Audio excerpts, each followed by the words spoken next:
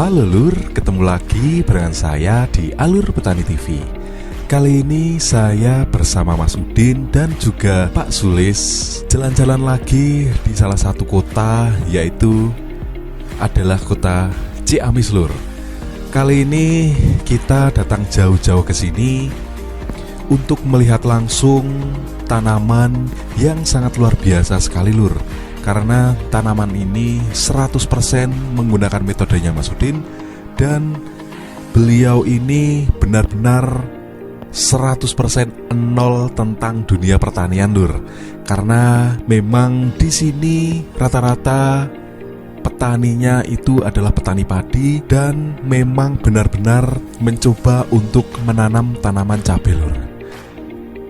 Kalian bisa lihat untuk tanamannya sangat luar biasa sekali, tinggi dan juga rimbun Lur.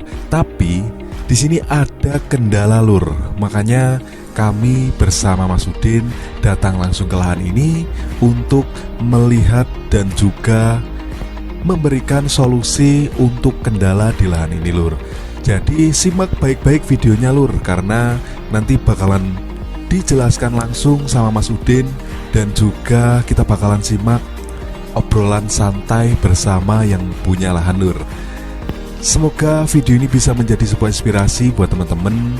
Pokoknya saya berangkatnya dari modal 3 juta itu tadi. Saya keluar dari perusahaan yang buat khususnya untuk tanam cabai ini. Dari luasan lahan kurang dari 1000. Ternyata bisa kok. Dari hasil luasan lahan kurang dari 1000 itu waktu itu kebetulan saja ya. Saya nanam itu waktu itu dengan curah hujan yang sangat ekstrim. Yang dimana di berbagai wilayah itu banyak yang gagal karena banjir. Waktu itu Kulon Progo itu banjir. Terus yang daerah mana Banyuwangi itu banjir. Yang di wilayah-wilayah petani cabai yang dengan luasan lahan segitu banyak itu pada gagal. Pada akhirnya punya saya ini alhamdulillah di lahan yang tidak ada genangan air, yang di situ tidak ada resiko untuk kena banjir. Alhamdulillah panen Mas. Saya panen dengan harga tinggi waktu itu sampai dengan harga 85.000 dengan total populasi 1.200 pohon. Itu total hasil panen itu saya dapat 2 ton 2 kintal 28 kilo. Itu dengan tanaman yang sangat rimbun dan buahnya sangat lebat. Dikalikan sendiri aja Mas, dengan harga 80 kita dapatnya 2 ton gitu kan. Kurang lebih itu saya dapatnya sekitar 149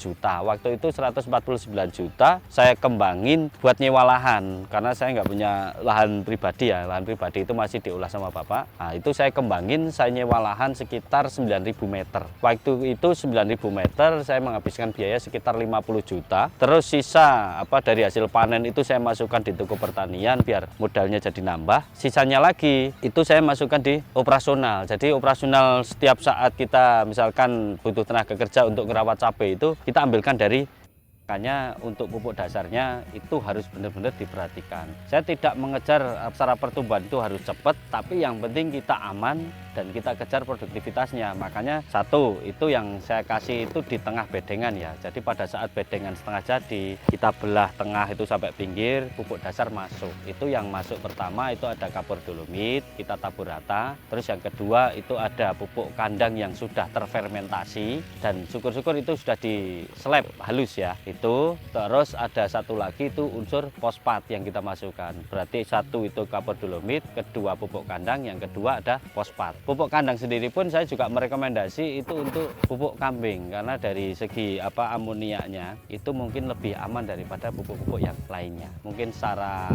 gambaran paling besar itu pupuknya itu lebih adem dan resikonya nggak terlalu tinggi. Terus setelah itu baru kita jadikan, kita uruk, tebalnya sekitar Nah kalau yang perawatan generatifnya itu yang paling pokok ya, karena usia udah mulai masuk masa produktif ya.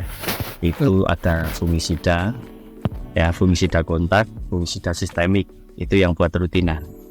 Nah fungisida kontaknya itu bisa pakai mancozeb, jenis mancozeb. Sistemiknya itu bisa pakai simoxanil, methyldiovanat atau azosistrobin dan sebagainya yang fungisida sistemik. Nah itu 2 bahan itu yang wajib rutin. Ada tambahan satu lagi yang paling pokok itu untuk pencegahan hama lalat buah. Itu bisa pakai sipermetin, propanofos, asifat dan sebagainya ya kan. Jadi 3 bahan ini kuncinya, 3 bahan ini yang aplikasi rutin. Kalau kita emang pengen ngejar buahnya biar bisa lebih lebat, lebih produktivitasnya lebih meningkat lagi, kita bisa tambahkan itu ada nutrisi, yaitu kalium sama fosfat. Tantangan itu ya Mas, tantangan ataupun kendala di lapangan itu kalau saya bilang pasti ada Mas. Yang perlu kita pelajari itu sebenarnya di pengamatan Mas. Jadi pengamatan pada saat curah hujannya sangat tinggi, ya berarti kita di interval penyemprotan untuk pencegahan jamurnya jangan sampai telat Mas. Itu kita fokusnya di pencegahan jamurnya dan juga insek, karena buah cabai itu rentan ya terserang penyakit busuk ya. Busuknya itu ada dari jamur patogen, bisa jadi batek dan juga bisa jadi dari hama. Hama itu kan bisa dari lalat buah itu Mas yang jadi busuk itu. Terus kalau kendala di lapangan yang lainnya ya mungkin kalau sejauh ini yang saya alami ya Mas, kuncinya itu di memperhatikan drainasenya. Drainase jangan sampai ada genangan di situ, karena tanam cabai itu satu juga sangat takut dengan kelembapan ya, pastinya yang nantinya akan mengundang jadi jamur dan menjadikan tanaman kita itu mudah mati. Kalau kendala harga ya kita nggak tahu Mas, kita yang namanya usaha itu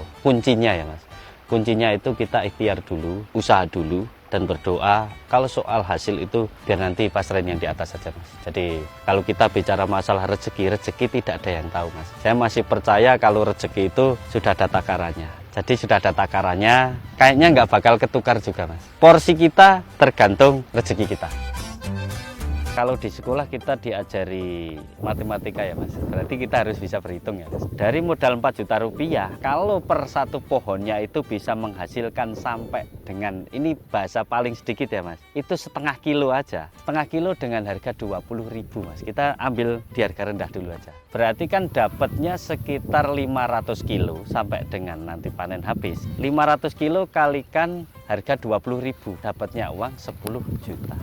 Tapi secara garis besarnya, metode yang saya terapkan ini bukan sekedar metode, tapi itu sebuah pengalaman yang sudah saya terapkan mungkin beberapa tahun yang lalu dan ada hasilnya. Nah begitu ada hasilnya itu mereka ternyata kalau bahasanya juga berinspirasi, pengen mengikuti metode yang saya terapkan juga lah. Pada akhirnya petani-petani yang sudah mengikuti itu banyak yang sudah merasakan hasil dari metode tersebut.